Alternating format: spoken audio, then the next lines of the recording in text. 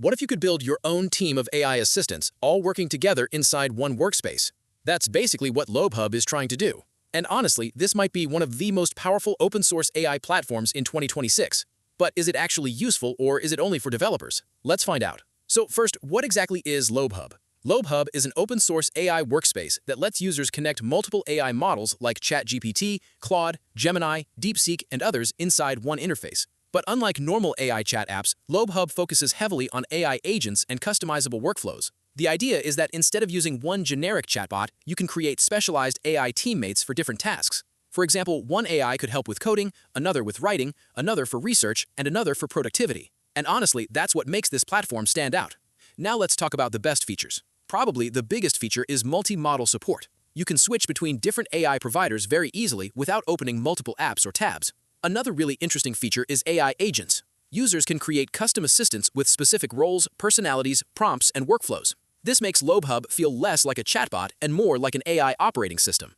The platform also supports plugins, knowledge bases, file uploads, voice interactions, and team collaboration features. And because it's open source, advanced users can self-host it and customize almost everything. That's one of the reasons developers and AI enthusiasts are talking about it so much online.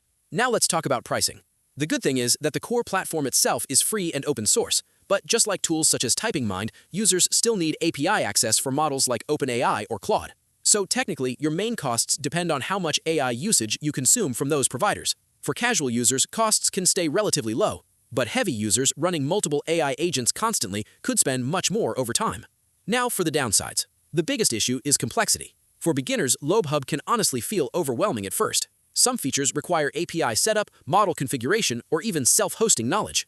And compared to simple AI apps like ChatGPT, this definitely has a steeper learning curve. Some users online also mention occasional bugs and unfinished features because the platform updates very quickly. But honestly, that's pretty common with fast-growing open-source projects. The positive side is that many users love how active the development community is. People especially praise the clean interface, customization freedom, and support for many AI models in one place.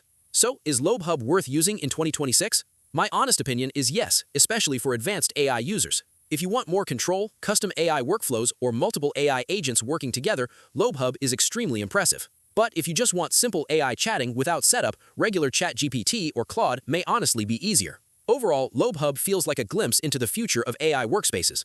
And in 2026, that's exactly why more AI power users are starting to pay attention to it. If you want to try Lobehub for yourself, I've left the link in the description below. And if you enjoyed this review, don't forget to like the video, subscribe to the channel, and let me know which AI tool I should review next.